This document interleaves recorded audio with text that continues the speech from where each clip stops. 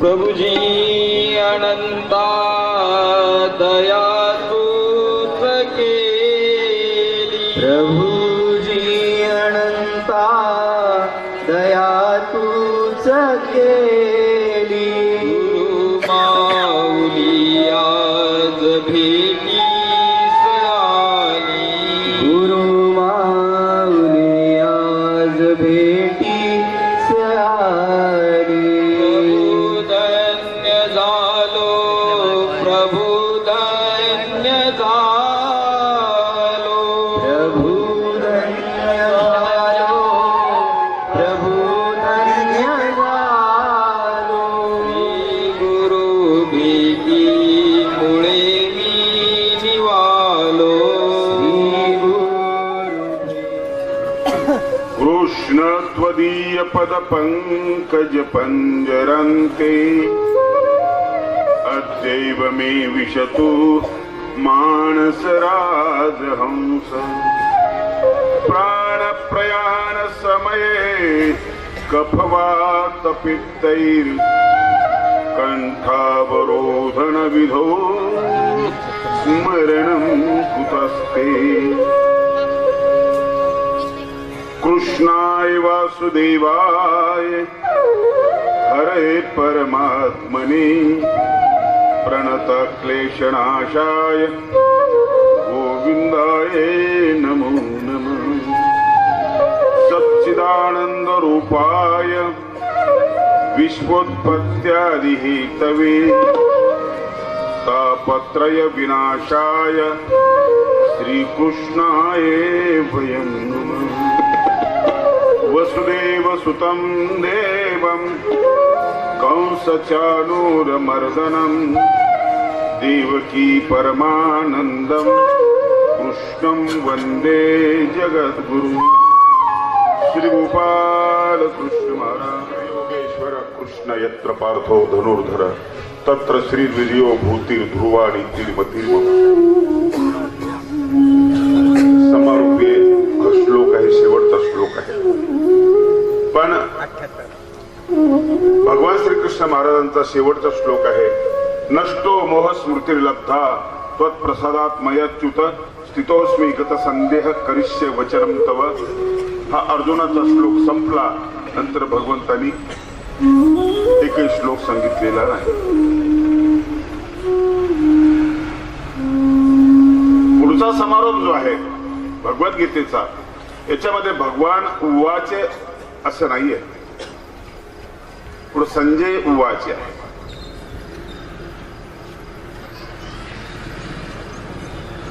आताच्या भाषेमध्ये अध्यक्षीय भाषण आपण ज्याला म्हणतो ते संजयाने केलं. कोण आहे हा संजय?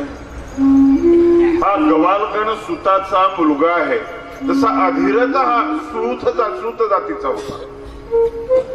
कर्णाने मानलेला जो बाप आहे तो सूत आहे. त्या काळाप्रमाणे खालच्या जातीतला माणूस असा संजय गवालगण सुताचा मुलगा आहे. व्यासांचा शिष्य आहे. व्यास प्रसादात श्रुतव्वा, व्यासाच्या प्रसादाने त्याने तो प्रसाद मिळाला आणि दुरून ऐकण्याचा आणि पाहण्याची शक्ती त्याला मिळालेली आहे. तो नौकर आहे, हस्तिनापूर राजाचा नौकर आहे धृतराष्ट्राचा. आपल्या जवळ त्याला बसवलं, ते युद्धाचं वर्णन ऐकव म्हणून बसवलं जवळ, आणि प्रत्यक्ष युद्धभूमीवरचं वर्णन तो धृतराष्ट्राला ऐकवतो आहे. त्याला प्रवचनाचं स्वरूप नाही, एक नौकर आहे तो. तिथं होणारे बदल, कृष्ण अर्जुनाचा संवाद, मध्ये घडलेला दुर्योधनाचा संवाद, त्याला विश्वरूप नाही दिसलं. विश्वरूप तिघांना वेगवेगळ्या स्वरूपात दिसलेलं आहे. संजयाने चतुर्भुज रूप बघितलं, अर्जुनाने विश्वरूप बघितलं आणि उद्धवाने कैवल्य परब्रह्म बघितलं. एकच वस्तू वेगवेगळ्या अंगाने पाहता येते. मंदिरासाठी दगड घडवणारे 3 माणसं आहेत. पहिल्याला विचारलं तू काय करतोस, तो म्हणतो मी दगड घडवतो. दुसऱ्याला विचारलं तू काय करतो, तो म्हटलं मी पोट भरतो. त्याचं उत्तर बरोबर आहे. तिसऱ्याला विचारलं तू काय करतो, मी मंदिर करतो. दगड तिघही घडवतायत. दगडाकडे पाहण्याची प्रत्येकाची दृष्टी वेगळी आहे. संजय अतिशय सामान्य असलेला माणूस, त्याच स्वरूपाला तो चतुर्भुज पाहतो. अर्जुनाची पात्रता थोडीशी मोठी आहे, तो ज्ञानी आहे, तो त्याला विश्वरूप पाहतो. आणि उद्धव अर्जुनाच्या पेक्षा जास्त पात्रतेचा असलेला माणूस. अर्जुनाला भगवद्गीता सांगितली आणि उद्धवाला उद्धव गीता सांगितली. भगवद्गीतेचं निरूपण युद्धाच्या अगोदरच आहे आणि उद्धव गीतेचे निरूपण युद्ध शांत झाल्यानंतरच आहे. भगवंतही शांत झालेले आहेत, आता प्रस्थानाच्या मार्गावरती आहेत. दोन्ही गीतेतल्या भाषेमध्ये याच्यामुळे बदल आहे, खूप फरक आहे. शांत अवस्थेमध्ये केल्या झालेलं विवेचन आणि युद्धभूमीसाठी युद्धाला प्रेरित करण्यासाठी केलेलं भाषण, या 2 गोष्टीमध्ये बदल असतो. भगवद्गीतेमध्ये शंका आहे, प्रश्न आहे. उद्धव गीतेमध्ये शंका नाही आणि प्रश्न नाही, फक्त जिज्ञासा आहे. अर्जुन हा ज्ञानामध्ये जगणार आहे आणि उद्धव हा प्रेमामध्ये जगणार आहे. प्रेम हे ज्ञानापेक्षा श्रेष्ठ आहे. कालचं आपलं विवेचन, प्रेम ज्ञानापेक्षा श्रेष्ठ आहे. प्रेमाला कळत नाही आणि कळण्याची गरजच नाही, तिची भावनाच बोलकी होते. ज्ञानाकडे परिभाषा आहे, ज्ञान व्याख्या करत असते. प्रेम अव्याख्याही आहे, ते व्याख्या नाही करत. आई बाळाकडे बळते, तो व्याख्या करत नाही, बघत राहते.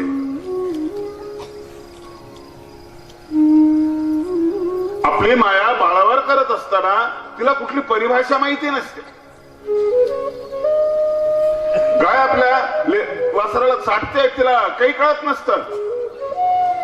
भावना कळणं संपलं की भावना सुरू होते, कळणं सोडून दिले की भावना सुरू होते. निर्वेद शब्दाचा गोड आहे पा. वेद म्हणजे जाणणे, म्हणजे ज्ञान. वेद म्हणजे ज्ञान आणि निर्वेद म्हणजे जाणून अजाण. जाणलं, पचवलं, विसरलं, गरज नाही त्याची. आता भावनेतला प्रवेश, स्वतः जाणून भूसर करून टाकणं, धुसर करणं, तिचा विसर पाडणं आणि अज्ञानामध्ये प्रवेश करणं.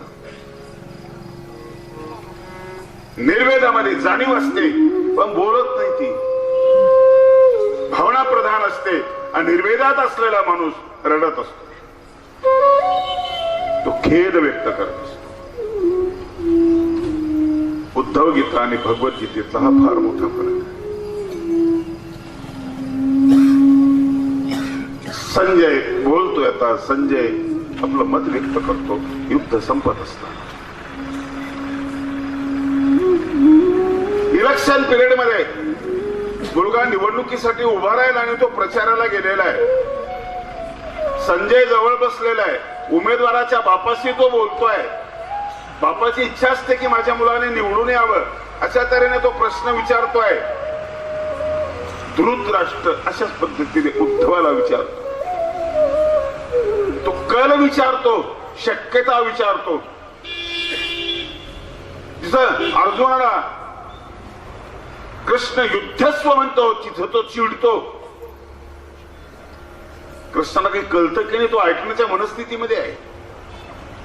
युद्ध नाही करायचं आणि शेवटचा निर्णय ऐकण्यासाठी त्याचे कान आतुर झालेले आहे. आणि मग तो सांगतो शेवटी आपलं मतदान करत असतो. दान नाही करत, तो मत प्रदर्शित करत असतो. त्याचं मत स्वच्छ आहे कारण तो तटस्थ आहे. नौकर म्हणून धृतराष्ट्राजवळ बसला, कुठल्या बाजूचा नाही, तो अर्जुनाचा मित्र आहे. महाभारत सांगतो की तो रणांगणावर जातो, त्याची तलवार रक्ताने माखलेली आहे, युद्धही करतो. तो एक साक्षी भावाने युद्ध करत असतो. आहे दुर्योधनाच्या बाजूने, पण त्याची भावना अर्जुनाच्या बाजूने आहे. हा साक्षी आहे.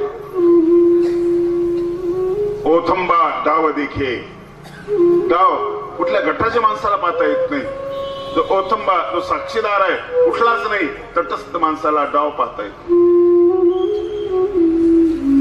तो म्हणतो, हे महाराज, हे हस्तिनापूर नरेश, हे धृतराष्ट्र महाराज, मी कृष्ण अर्जुनाचा संवाद आहे. अद्भुत संवाद आहे, अद्भुत रोमहर्षक संवाद आहे. ऋष्यामीच मुहुर मुहुर. तो संवाद ऐकल्यानंतर मला जो आनंद झाला ना, एक वेळ नाही झाला, पुन्हा पुन्हा पुन्हा पुन्हा आनंदाच्या उकळा फुटल्या. इतका सुंदर संवाद.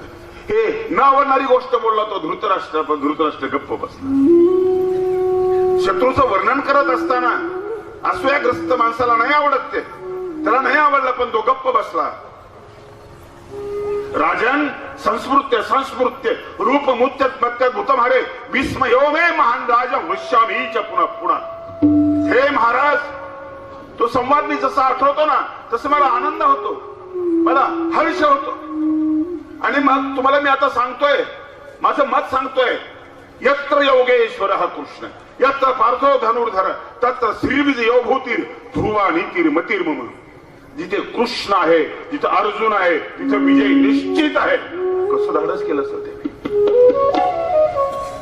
तुझे पोरं हरणार कसं त्यांनी सांगितलं असेल. तुझे पोरं मरणार आहे सांगायची हिंमत त्याच्यात कुठून आली असेल. ही हिंमत येते आनंदामधून. तुम्ही जेव्हा आनंदी होता ना, त्यावेळेस तुम्ही स्पष्ट बोलत असता, कारण आनंदामध्ये तुमचं दडपण, तुमचं प्रलोभन निघून गेलेलं असतं. तुम्ही स्वच्छ आणि निर्मळ असता, त्यावेळेस तुमची भाषा सत्याचं अनुसरण करणारी भाषा असते. कशी त्याला भीती वाटली नाही की मला नोकरी काढून टाकीन, कशी त्याला भीती वाटली नाही की हा मला मारू सुद्धा शकतो. निवडणुकीच्या अगोदरच त्याचं मत की पांडव जिंकणार आणि कौरव हाणणार. याचं कारण जिथे योगेश्वर कृष्ण आहे, जिथं अर्जुन आहे धनुर्धर, तिथं विजय निश्चित आहे.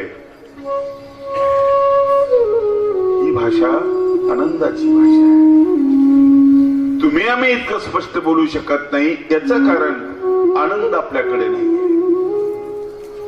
आपण दुःखी आहोत आणि दुःखी पराधीन असतो, परावलंबी असतो. सुखी कोणावर तरी अवलंबून असतो, कारण त्याचे सुखाशी तो टांगलेला असतो. आपण जर बोललो तो सुख वजावण्याची शक्यता आहे, आपण जर बोललो तो दुःख वाढण्याची शक्यता आहे. आणि म्हणून खरं बोलायला आपण भीत असतो, भीतो आपण. चाणक्याचं तेच म्हणणं आहे की माणसं मोठ्याला मोठं म्हणत नाही, मनाचा मोठेपणा नाही, वाईटाला वाईट म्हणत नाही, तो धिटावा नाही. तो संजयामध्ये अचानक या ठिकाणी आला. आनंदामुळे आला. असा एक आनंद झाला. आनंदाच्या भरात माणूस खोटं बोलत नाही, आनंद चिडत नाही, आनंद रडत नाही, आनंद कुडत नाही, आनंदाला दुःख होत नाही. सर्व सुख द्यालो सर्व अलंकार, आनंदे निर्भर डुलत असो. आनंद झालेला आहे त्याच्या जीवनात. भगवान कृष्णाशी जे नातं आहे ना, ते आनंदाशी नातं आहे. संतुष्ट हा सततम योगी यथात्मा दृढ निश्चय. त्याला आवडणाऱ्या लोकांच्या यादीमध्ये त्यांनी सांगितलं की संतुष्ट माणूस मला आवडतो. गीतेचा समारोप इतका गोड आहे. गीतेचा परिणाम जो संजय सांगतोय, त्या संवादाचा परिणाम तो सांगतोय, आणि त्या परिणामाचं फलित की तो निर्भय झालेला आहे. निर्भय होणं महत्वाचं आहे. जगात सगळे जागा भयाची जागा आहे. भोगे रोग भयम, भोगात रोगाची भीती, सुखामध्ये क्षयाची भीती, वादामध्ये वादाची भीती. सौंदर्य असेल तर वेगळी भीती, रूपे भयम योषिता, हसत असेल तर रडण्याची भीती, सगळ्या जागा दुःखाने भयाने व्यापलेले आहेत. पण कृष्णम पदम निर्भयम एकच जागा आहे निर्भयाची. कुठलंच भय नाही त्या ठिकाणी. हातामध्ये चिपाळी घेऊन नाचणारा एखादा भिकारी माणूसही कृष्णाच्या भजनामध्ये दंड झाला ना निर्भय येतो, सुखी येतो. कृष्ण भजनी मन रंगले, कृष्ण भजनी मन रंगले, कृष्ण भजनी मन रंगले, कृष्ण भजनी मन रंगले, कृष्ण भजनी मन रंगले, कृष्ण भजनी मन रंगले. नाही आस कुठे राहिली, नाही आस कुठे राहिली, कुठे राहिली, कुठे राहिली, जिथे माझी कृष्ण सज्जनाच्या सभेला भली, कृष्ण भजनी मन रंगले, कृष्ण भजनी मन रंगले, कृष्ण भजनी मन रंगले. कृष्ण भजनी मन रंगले, कृष्ण भजनी मन रंगले, कृष्ण भजनी मन रंगले. आज आपण संजयाने केलेल्या निरूपणाबद्दल चिंतन करणार आहोत. संजयाने केलेलं निरूपण त्याला आनंदाचा आधार आहे, कृष्ण जीवनाचा आधार आहे. कृष्ण म्हणजे जीवनाची समग्रता, कृष्ण म्हणजे मोक्षाची अनुभूती, बंधनातून मुक्त करणारा. बंध म्हणजे काय? ये शोचती, ये वांछती, या चिंतयती तद्बंध, याच्यातून मुक्त करणारा. पारतंत्र्य हा बंध. बंध म्हणजे कसा? जिथं चिंता आहे, जिथं विचार करणं आहे, तिथं बंध आहे, याच्यातून मुक्ती. विजय तर प्रत्येकाला पाहिजे ना जन्मापासून. विजय पराजय प्रत्येक गोष्टीमध्ये आहे. तुम्ही प्रवासाला निघाले, तिकीट मिळायला पाहिजे, मिळालं विजय, नाही मिळालं पराजय. सीट मिळायला पाहिजे, मिळालं विजय. प्रत्येक गोष्टी, चहा मिळाला विजय, नाही मिळाला. हे द्वंद्व आपल्या जीवनामध्ये आहे. या द्वंद्वातली मुक्ती जी आहे ना, ही मुक्ती कृष्णाजवळ आहे. तेवढ्या पुरतं मर्यादित नाही हा श्लोक. महाभारतापुरतं मर्यादित काहीच नाही त्यातलं. त्यातलं पात्रही मर्यादित नाही. पात्रही आज आहे, महाभारतही आज आहे. महाभारत कधीच संपलेला नाही, कंस कधीच संपलेला नाहीये. मी मथुराला गेलो कृष्णाच्या मंदिरामध्ये, त्या मंदिराचा पुजारीत मला कंस वाटला. कंस कधीच संपलेला नाहीये. धोकेबाज, क्रूर, वाईट वृत्तीचं नाव कंस आहे. भीष्म आजही आहे, अगतिक झालेला. द्रौपदीचं वस्त्रहरण होत असताना काहीच न करू शकणारा आजचा माणूस भीष्म आहे. चुकल्या करणारा आजही शकुनी आहे. या वृत्ती आहेत, व्यक्ती नाही. बलाढ्य आणि खादाड भीम आजही आहे. अडचणी सापडलेला अर्जुन आजही आहे. आजही घटोत्कच आहे, आजही कर्ण आहे. त्याच्याजवळची शक्ती, सामर्थ्य दुसरीकडे वळून अर्जुनाला वाचवणारा माणूस आजही आहे. आज ही धर्म आहे. यात व्यक्ती नाही, ही प्रवृत्ती आहे, हे स्वभाव आहे. स्वभाव अनादिसिद्ध पहिल्यापासून आतापर्यंत. महाभारत संपलं नाही, ते एक रूपक आहे. आजही आहे. कृष्ण आज आहे. कृष्ण आहे विचाराच्या रूपानं. वचन रूप परमेश्वर म्हणजे काय? तो तर परमेश्वर आहे, पण त्याचं वाक्यही परमेश्वर आहे. तो कुठे गेला? सगळी पात्र आज आहे. तेव्हा विजयाची गरज होती, आज गरज आहे. तेव्हा पराजय नको होता, आज पराजयाची गरज नाही. इंच भूमीसाठी आपण भांडतो की नाही? खून होतात की नाही? इंच जागेसाठी. दुर्योधनामध्ये आपल्यामध्ये बदल काय? दोन भावाचं भांडण कधी संपलं का? पावसाळ्यामध्ये पेरणी सुरू होत असताना पोलीस स्टेशनला गर्दी कोणाची असते?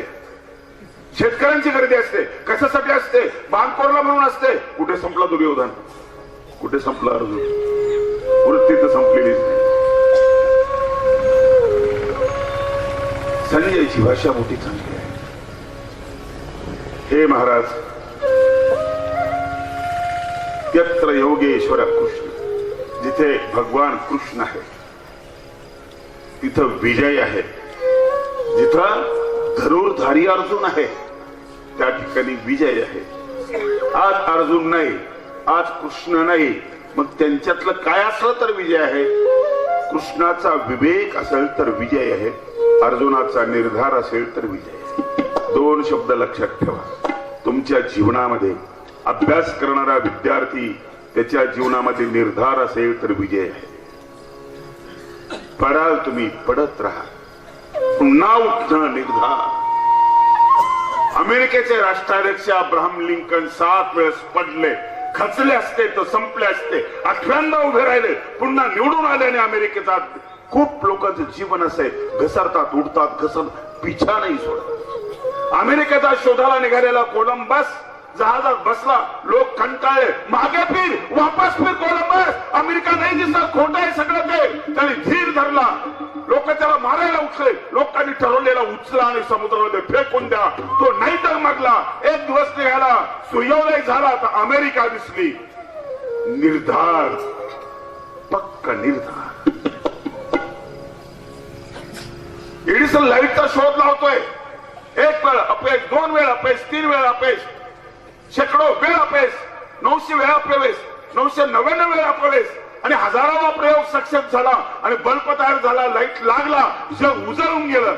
मधीच खचलं असतात. अर्जुन काय तुमच्या भारतातच आहे काय? विदेशात आहे. जिथं निर्धार आहे तो अर्जुन आहे. देशाच्या सीमा घालू नका. ज्या स्त्रीमध्ये निर्धार आहे ती अर्जुन आहे. झाशीच्या राणीमध्ये अर्जुन आहे. अर्जुन म्हणजे चिकाटी, अर्जुन म्हणजे सचोटी, अर्जुन म्हणजे कसोटी, उद्योगशीलता, विमोहित न होणारा दिव्यास्त्र प्राप्त करण्यासाठी अर्जुन निघाला. रस्त्यामध्ये सुंदर परी भेटली, उर्वशी. नाचली, गाणं म्हटली, दिसायला सुंदर गाणं म्हटली. कोणतं म्हटली कोणाच परदेशी परदेशी काहीतरी म्हटली असं गाणं म्हटली. अर्जुन थोडासा उभा राहिला, गाणं संपलं. अर्जुन म्हटला छान नसली, दिसली चांगली, बाजूला हो, तू माझं साध्य